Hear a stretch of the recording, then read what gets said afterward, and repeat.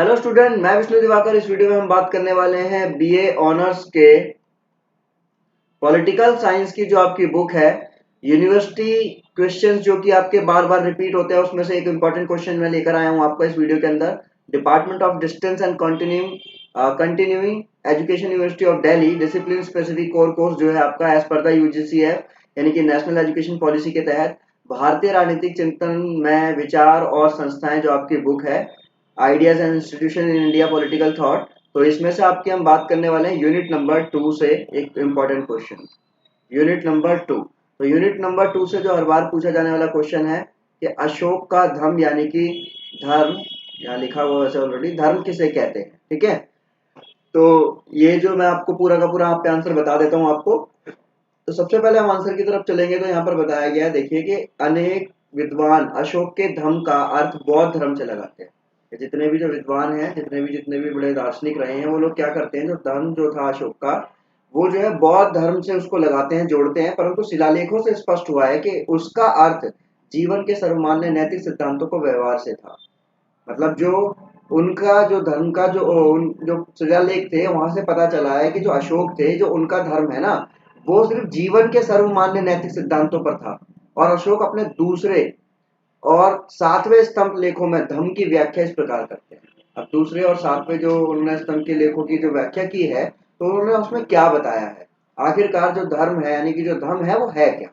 तो देखो वो यहाँ पर बताते हैं कि धर्म है साधुता, बहुत से अच्छे कल्याणकारी कार्य करना, कोई पाप ना करना, मित्रता और दूसरों के प्रति व्यवहार में मधुरता, दया, दान, सुचिता।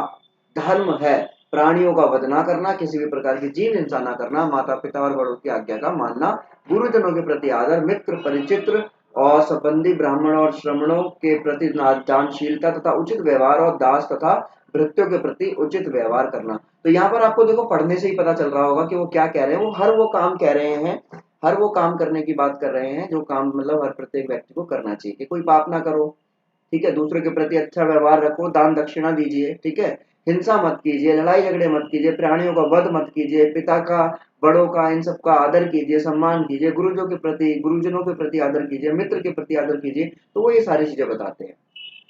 अब अशोक के धर्म की जो मान्यताएं हैं और जो लक्षण है वो क्या है, देखो बौद्ध ग्रंथ में महावंश, दिव्यावदान और सुमंगल विलासिनी तथा सिंगल, और चीनी तिब्बती तथा इन देशों के यात्रियों प्राहन हैंसांग इत्सिंग द्वारा अशोक की धार्मिक मान्यताएं मात्र बौद्ध धर्म ग्रहण करने के कारण बौद्ध धर्म से प्रेरित दर्शाई गई।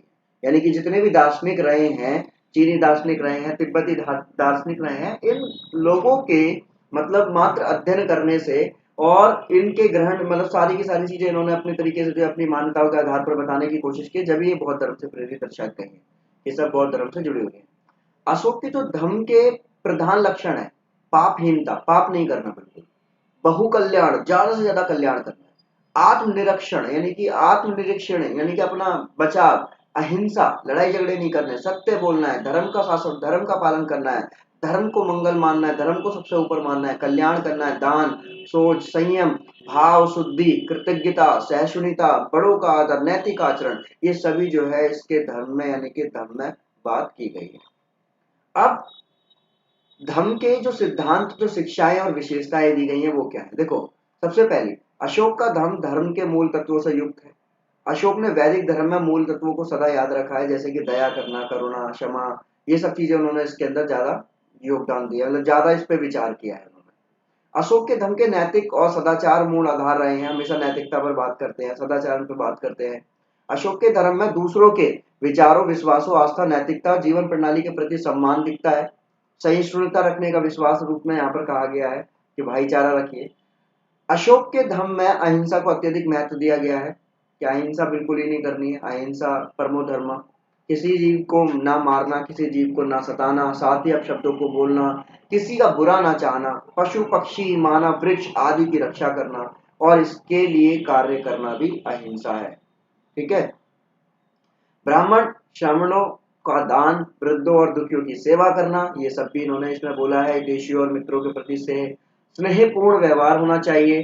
छठे नंबर पर वो बताते हैं कि अशोक के धर्म का एक आदर्श है कि वो मानव को भावनाओं की शुद्धता और पवित्रता के लिए साधुता, बहुकल्याण, दया, दान, सत्य, संयम, कृतज्ञता तथा माधुर्य पूर्ण करना मानते हैं। वो कहते हैं कि भाई दया रखो सबके प्रति, सबका कल्याण करो, ठीक है, हितैषी और मित्रों से प्रेम करिए। वो बताते हैं कि इनके धर्म का एक और सिद्धांत था कि वो सेवक और श्रमिकों के साथ में सद्व्यवहार करना चाहिए।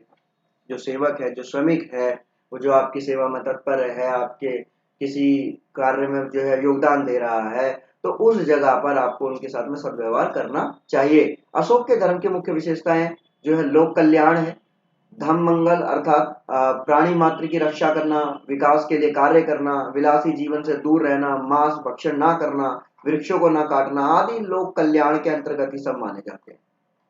अशोक के धर्म की एक विशेषता यह भी है कि अशोक का धर्म जो है सार्वभौमिक है। प्रत्येक स्थान पर प्रत्येक व्यक्ति प्रत्येक समय में धर्म का पालन कर सकता है, ठीक है। वो बताते हैं कि हर कोई धर्म का पालन कर सकता है। कम खर्चा करना, ठीक है, अल्प संग्रहण कम जोड़ना करना चाहिए, ज्यादा पैसा नहीं जोड़ना चाहिए, जितना कम खर्चा हो उतना कम खर्चा करना चाहिए, है ना। निष्ठुरता, क्रोध, अभिमान, ईर्ष्या, दुर्गुणों से दूर रहकर कम से कम पाप करना चाहिए। तो वो अच्छी चीजें बता रहे हैं इसके अंदर। निष्कर्ष ये निकलता है कि अशोक महान द्वारा प्रतिपादित धार्मिक विचार सार्वभौमिक, सहिष्णुता, दार्शनिक, पक्षविहीन, व्यवहारिक, अहिंसक तथा जीवन में नैतिक आचरण के पालन को महत्व देते हुए अन्य धर्मों में आस्था प्रकट कर सभी धर्मों का सार थे। वो बताते सभी धर्मों को इकट्ठा, मतलब सभी धर्मों का गुण एक ही उसमें बता रहे हैं वो, ठीक है। तो ये आपका एक बहुत इंपॉर्टेंट क्वेश्चन है जो कि हर बार पूछा जाता है आपका, ठीक है। तो पॉलिटिकल साइंस बीए ऑनर्स के जितने भी स्टूडेंट हैं, लॉन्ग आंसर देने से अच्छा है कि आप क्वालिटी दे दीजिए, टीचर आपको नंबर दे देंगे। याद रखना कि कुछ बच्चे ये सोचते हैं कि भैया ये तो आंसर छोटा है, ये आंसर बड़ा है। ऐसा कुछ नहीं है कि हमें 10 सीट भरनी है, 20 सीट भरनी है। हमें जो पूछा गया है हम उसका सीधा सा सटीक आंसर देंगे और हमारे नंबर आ जाएंगे, ठीक है। तो आपको सिर्फ सीधा और सरल और सटीक आंसर देना है और टीचर्स आपको नंबर दे देंगे। आई होप आपको वीडियो अच्छी लगी होगी और इसकी पीडीएफ के लिए आप जो है इस आंसर की पीडीएफ जो है आप डिस्क्रिप्शन में से ले सकते हैं। Thanks for watching.